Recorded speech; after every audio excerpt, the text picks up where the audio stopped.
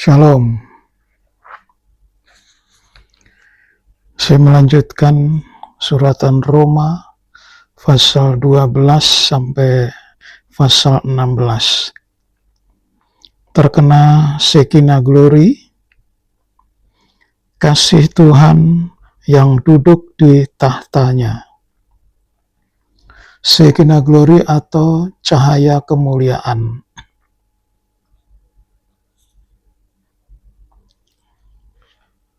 Itu pasal 12 sampai pasal 16. Saya hanya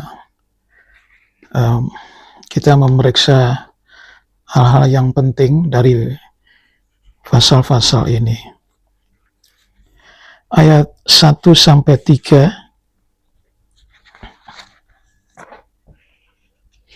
Pasal 12 ayat 1 sampai 3.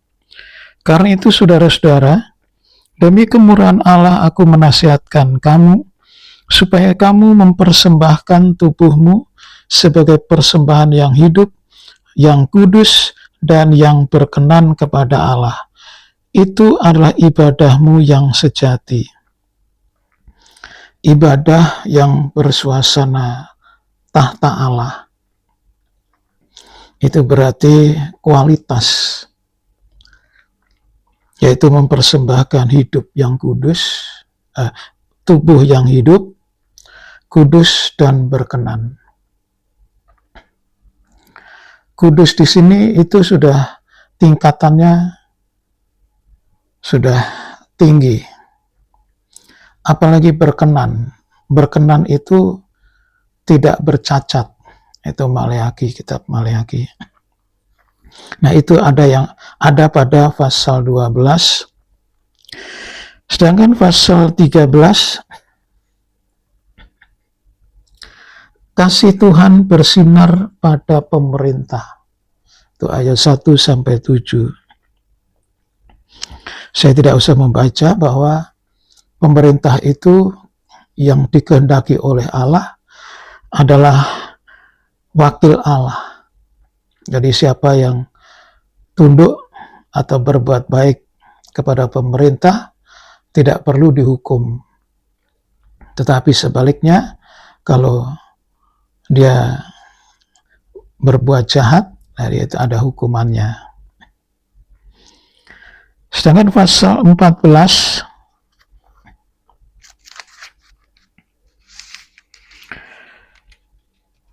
jangan menghakimi saudaramu.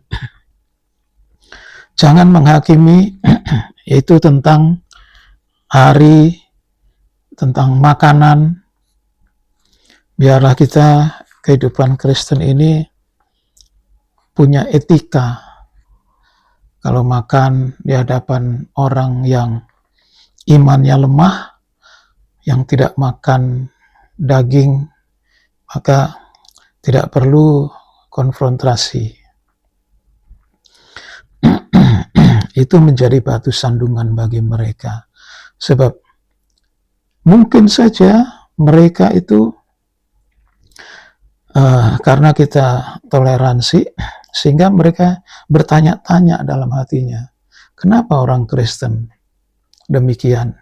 Nah, itu bisa menjadi pintu masuk untuk mereka percaya kepada Kristus.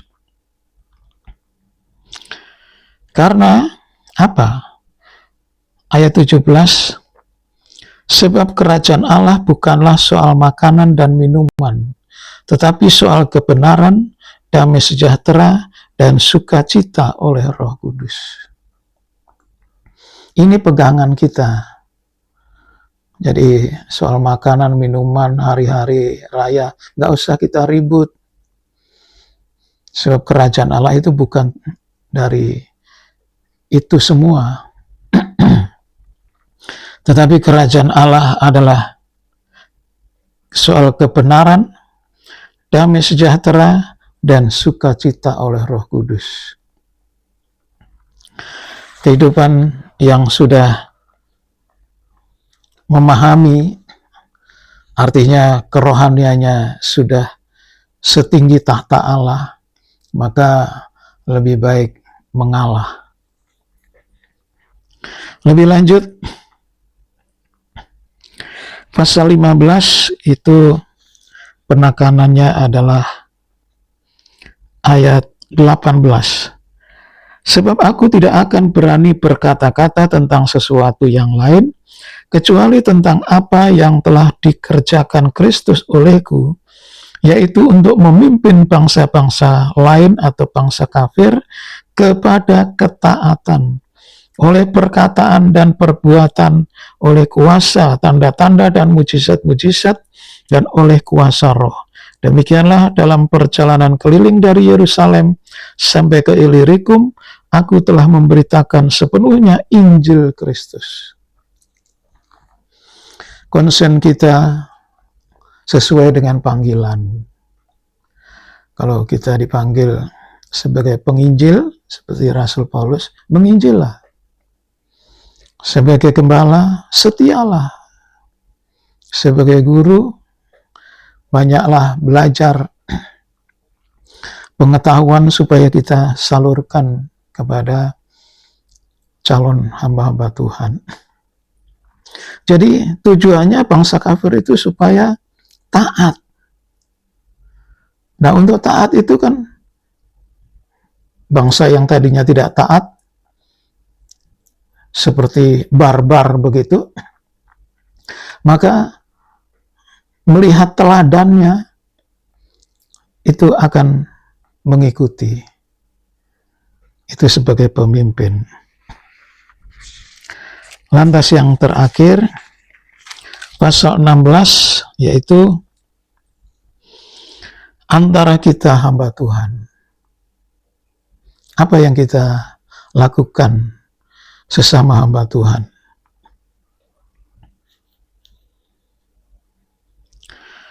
Ayat 17.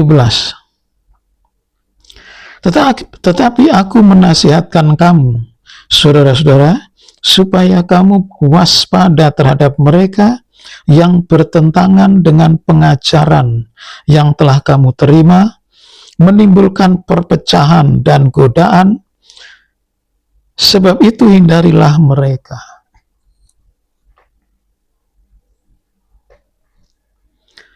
Seringkali yang kita lakukan di luar ini, seperti perebutan jiwa, itu nggak ada di sini, ya. Yaitu yang ditekankan adalah bertentangan dengan pengajaran. Kalau seorang tidak bertentangan, ya kita anggap saudara lah. Nggak usah kita jelek-jelekan dia. Lalu menimbulkan perpecahan dan godaan.